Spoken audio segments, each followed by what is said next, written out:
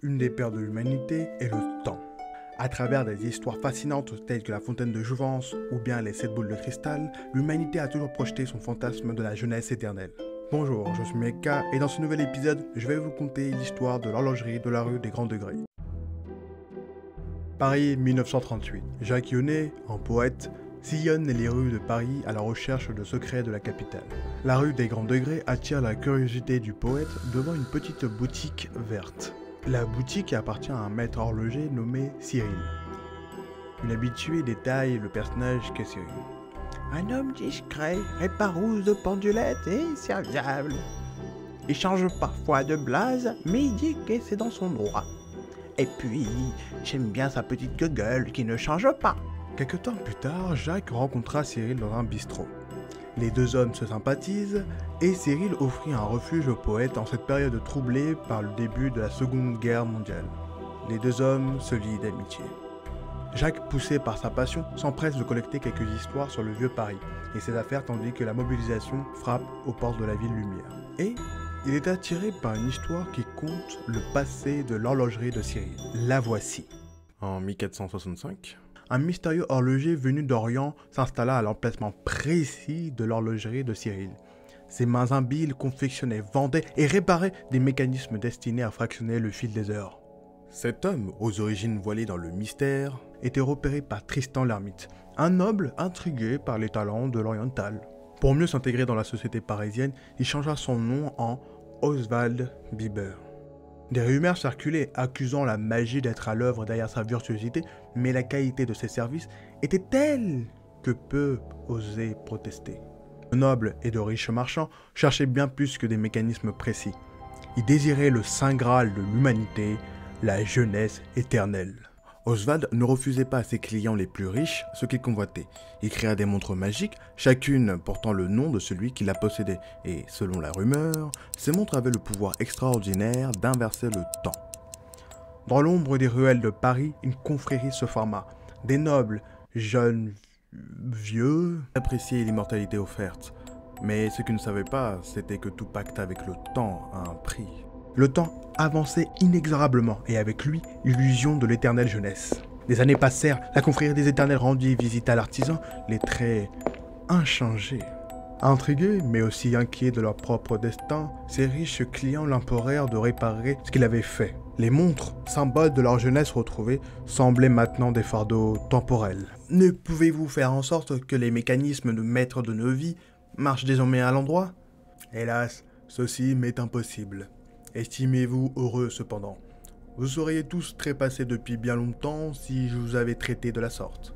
Nous appréhendons l'adolescence, la consciente jeunesse, la nuit de la prime enfance. Nous pouvons supporter l'obsession de la date implacable, la date écrite de notre mort. Pour ceux qui n'auraient pas compris, ce passage signifie qu'ils mourront le jour de leur anniversaire, voire la minute de leur naissance. Je ne peux plus rien faire pour vous.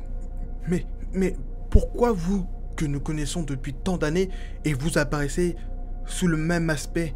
Parce que le maître que j'ai eu à Venise, en des temps très lointains, a construit pour moi cette horloge, sans en partager son secret. Les aiguilles tournent alternativement vers la gauche et vers la droite. Je vieillis et rajeunis un jour sur deux. Cependant, les nobles, dans leur égoïsme, voulaient plus. Réunis de nuit, ils décidèrent de revenir à l'atelier d'Oswald, espérant changer le cours du temps selon leurs désirs.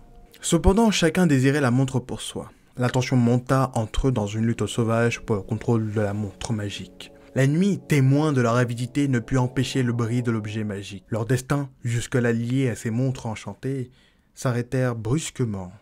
Le lendemain, la police, confrontée à l'horreur, découvrit les cadavres de ces hommes qui avaient défié le temps. Leur chute était brutale, un coup mortel porté par leur propre cupidité. Leurs corps seront jetés dans un simple charnier. Au bistrot, Jacques rejoint Cyril autour d'un verre.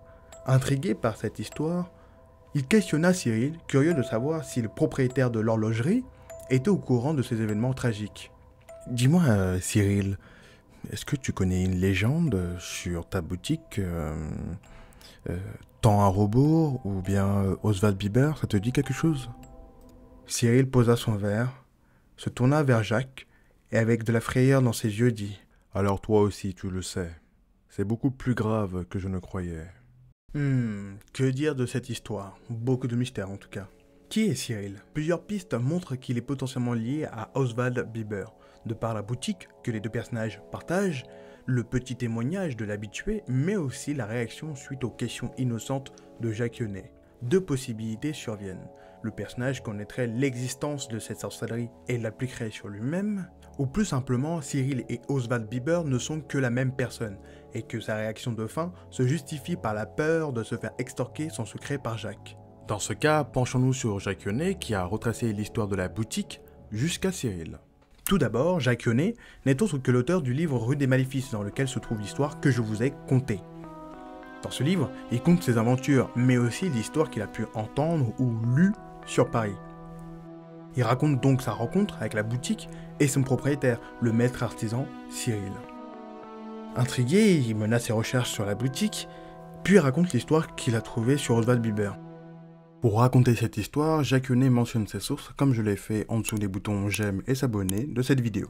Ces sources sont Arrest mémorable du Parlement de Paris, Paris Anecdote de Privat d'Anglement, édition de 1853, et de précieux grimoires dont les noms n'ont pas été cités. Après une petite fouille sur les deux premiers ouvrages cités, il n'y a pas de trace d'un certain Oswald Bieber, ou bien du noble qui le prit sous son aile, c'est-à-dire Tristan l'Hermite. Seulement quelques mentions des rues et des potentiels changements qu'a subi Paris à travers le temps. Puis je n'ai pas réussi à avoir l'arrest du Parlement de Paris car il n'est juste pas trouvable. Les mentions de celui de la ville de Toulouse, qui est publié à Paris en 1565, mais pas celui de la ville de Paris.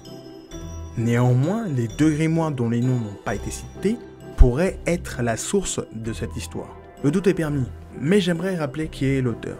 Jacques Yonnet est poète, parolier, dessinateur, sculpteur et auteur de Rue des Maléfices, chronique secrète d'une ville. On pourrait dès lors supposer qu'il s'agit tout simplement d'une histoire inventée par sa plume. Dans tous les cas, son secret est emporté dans sa tombe le 16 août 1974. C'est la fin de la vidéo. Merci de m'avoir suivi jusqu'au bout, et si jamais vous avez des théories, voire même des informations, n'hésitez pas à les dire, je suis preneur et j'irai lire moi-même toutes ces informations. Je vous dis à très vite, pour une nouvelle histoire jamais dite.